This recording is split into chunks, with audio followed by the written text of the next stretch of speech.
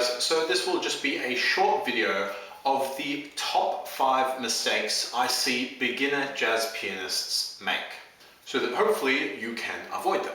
So number 1 is definitely and has to be not really knowing the chords and the melody of the song, not really knowing the form of the song.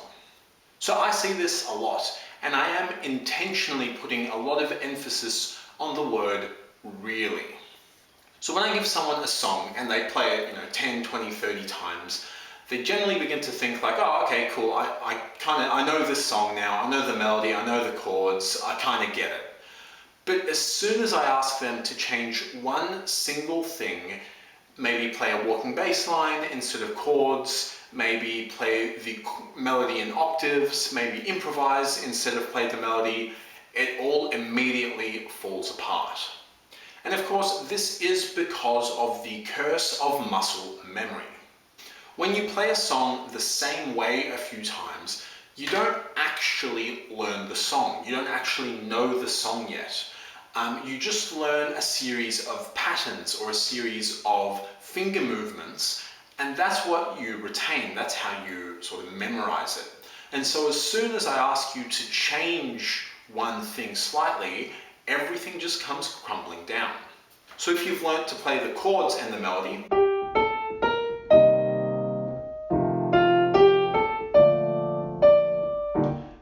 and you think, cool, that's great, I know the melody, I've played it 20 times now, it's a simple melody, clearly I know it.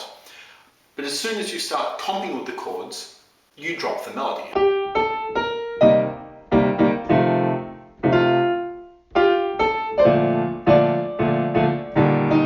Or as soon as you start doing a walking bass line, again, you drop the melody and your tempo drops, you're playing out of time, you're playing wrong notes.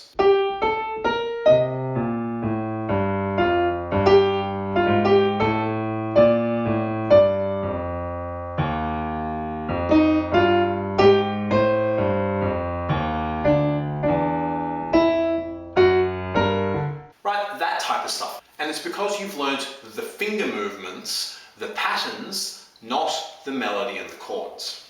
So when you do something new with your left hand, all your RAM, all your mental energy starts thinking about the left hand, but your right hand falls apart because it's not autopilot yet, because you haven't truly memorized it. Or vice versa, if you know the walking bass line with the melody, and I start getting you to improvise using, a major scale or a couple of modes, your walking bass line falls apart because suddenly all your mental energy goes into thinking about your right hand and the new stuff that's going on, and you haven't played this enough for it to be on autopilot and just to keep going no matter what is happening in your right hand. So how do you know if you really know a song well? Well, answer the following questions. Can you play the song without the lead sheet in front of you? If you make a mistake, do you have to go back to the start of the section, or the start of the song, or the start of the bar even, or can you just pick up from where you made the mistake and just keep going? Or better yet, can you just play through the mistake and keep going? Can you write out the chord progression and the melody from memory? Can you start playing in, say, bar 7 or bar 13? Again, preferably without looking at the lead sheet. Can you vary what you're playing a little bit? So can you play the melody in octaves? Or can you play the melody in your left hand and the chords in your right hand? Or can you comp with the chords while playing the melody in octaves, say? Can you play it with a different technique? So can you use rootless voicings or a walking bass line or quartal voicings or improvise over this song? To be able to do all of those things well requires a lot of time and a lot of repetition.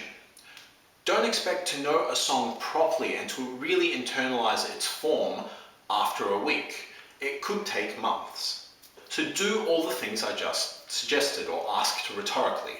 Use different techniques, use different tempos, use different rhythms, switch what your hands are doing, add octaves. Vary your playing in some way so that you can learn to play each element, say the melody, using a number of different techniques. Only then will you truly learn the melody rather than just learning the finger movements or patterns for this particular combination of notes or techniques. And this brings me to common mistake number 2, which is ironically not making enough mistakes. If you can play a song without making a single mistake, then either you should be a classical pianist or you're not challenging yourself enough. Whatever you're doing is too easy. And this links back to the need to vary your playing. If you can play a song perfectly, then make it harder for yourself. Learn it with a more advanced technique. Learn to play it faster, or pick a harder song. Making mistakes means you're learning, so don't make the mistake of not making mistakes.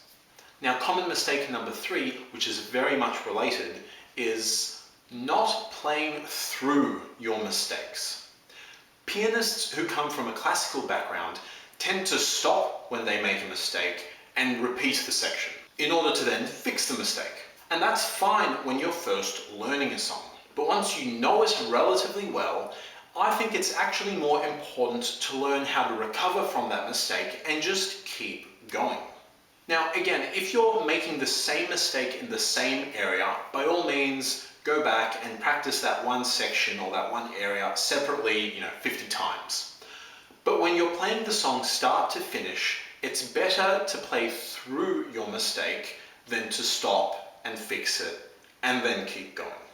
Again, if you've come from classical piano, this may require a little bit of a mindset change, but it is what it is. Mistake number 4, overdoing the theory and trying to be too clever. Learning complex theory is great, but it's almost completely worthless if you can't apply it. Now, jazz doesn't need to be complex. Playing a simple line well is much better than playing a complex line poorly. So don't get ahead of yourself. Master the basics first. If you can't improvise smoothly using arpeggios,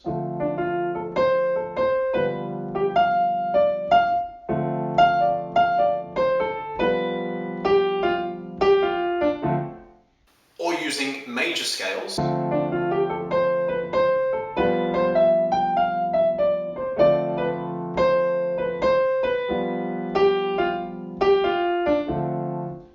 then there's no point learning to improvise using exotic scales because you won't know how to resolve your tension properly. Learning the whole tone scale is to some extent counterproductive and pointless if you don't know the major scale first. So keep it simple, master the basics, then only gradually add complexity and more complex theory to your playing. And finally, mistake number 5, not playing in a group. Music in general, and jazz in particular, is a language. You can't properly learn a language without speaking it to others, without holding a conversation with others. Sure, you might know the grammatical and syntactic rules, but you won't really know how to speak with locals. Right? How formal language is written is often very different to how it's spoken in the real world. So join a band, go to a local open night jam night, find a friend who plays guitar, right? Every second person on the street can strum a few chords. Cool, grab them in, play something simple. So most importantly, what you have to do is to learn to play with others. This will teach you to listen to what the other person is playing as well as what you're playing, and therefore to respond to what they're playing. Just like a conversation is always two ways, a musical conversation also requires listening and responding. Music is very rarely a monologue or a soliloquy. It has to be learned in conversation. Cool, and that's it. So hopefully this may help you avoid some of the common pitfalls that I see beginner jazz pianists make. Otherwise, thanks for watching, guys. See ya.